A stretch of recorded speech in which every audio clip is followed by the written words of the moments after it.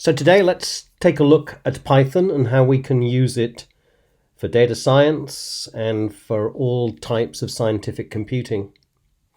So it was developed by Guido van Rossum in the 1990s in the Netherlands, and since then it's been open source. We're going to install Python 3 and we're going to get the Anaconda version. So if you go to the website www.anaconda.com/distribution, so let's actually go there. You'll come to this web page, and if you click on download, we're going to choose the 3.7 version. So we're going to click on this and install it, and I'm going to keep it, and it'll download the package. Once you've done that, if you'll double click on it, it'll go through the install. Okay, so let's all do that first. Okay, so when you've done that, you'll see it here, and we can double click on, this is for the Mac of course, but it's very similar for Windows, and it'll start the installation. It'll probably ask you for some permissions. Here it goes, package runner program, continue. And here we've got our Anaconda, and we'll just step through this. README, license, we're going to agree to all these. Agree to it. Installation type, install. If you don't, it's going to take about 2 gigabytes of your computer. I suggest you leave it to the default and you go ahead and install. So carry on the installation. It needs the password here. I'm going to break out of this, but carry on with your installation. When you've finished, this is fine, just step through this, okay? I'm going to break out. Okay, so that's the installation. Now to check that you've got it installed, you need to bring up a terminal window. This is a terminal window, and we can check that we've installed it if we type Python 3. You'll see that I've got 3.73. You might have a slightly more recent version. There was a big change between 2 and 3, so make sure you've got Python 3 because some of the commands have changed. So we can type just Python and it'll bring up Python 3. And if you've got a file to execute, for example, you might have something called test.py, which would be a Python file, and this would execute it. If you want to execute in interactive mode, you need to do Python -i and test.py. We'll write a file in a moment, but first let's just type Python and it'll bring up an interpreter. And what I mean by that is we can type commands into it. So 7 + 8 is 15. So if we say A equals 7, B equals 8, we can type C equals A plus B. C is 15. So let's do, for example, A equals, let's do hello world. So that's a string. Now we type A, hello world. Oh, let me show you first how to get out of it. So to get out, you can use either Control D. So let's take a look now at something that comes with the Anaconda version of Python 3, and that's something called a Jupyter Notebook. So Jupyter Notebook. Type that.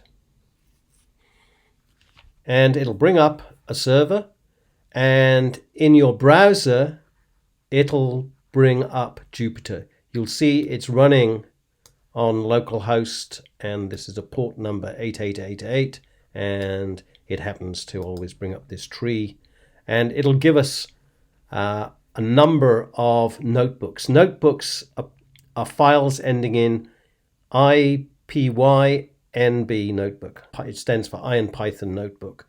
It was originally called Iron Python, now it's called Jupyter. And we'll see that if I click on one of these, it brings up something like this, that we can create new projects I'm going to give you projects. And so here we have things called cells, and we can run those. So for example, this cell here, I can run it. And now this next one, I can run that as well. And we'll see that here I've got a projectile and it's actually done a drawing as well. Okay, so these are very useful for us to communicate to you the files that you need to run and how to run them. And I'll explain that later. But now we've seen how the Jupyter notebooks work. So for example, here we can save and checkpoint the file. So if you make any changes, you can save it to your directory. And I'll show you how to get these Jupyter notebooks. Okay, so we're up to speed now. We'll start the exercise. Okay, so the first thing we need to do is to create a directory, and let's just call it Jupyter for now. So usually you'll start at tilde. So this is your kind of home, and let's make a directory under tilde. So let me just call it Jupyter for now. Okay, so if I do an ls, you'll see there's a directory called Jupyter there. Okay, so I'm going to change into that directory, and it's empty, nothing in there now. Now what I want you to do is to go to this file that I'm showing you, so this bit.ly. So I'm going to go to bit.ly, and it's going to ask me if I want to download it. So download, and you'll see that the file is actually called projectiles, and you'll see that it's an IronPython notebook file. I'm going to get that in Finder. There it is. I want to copy it. So if I move it to John, and under John, I want to move it to Jupyter here. Okay. So now I've got projectiles under there. If I go back to my command window, I've got projectiles there. Now we can start a Jupyter notebook here and see this file.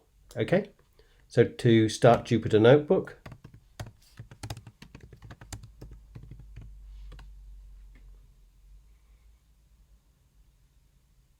okay, and now there's the projectiles file that I want you to start with. So if you open it up, you'll get something that looks like this. I'll take you through how to create these cells and put code in them and run them. So run that one, and here it is. We've got a plot here, quite nice. Okay, so that's getting us started with Jupyter notebooks.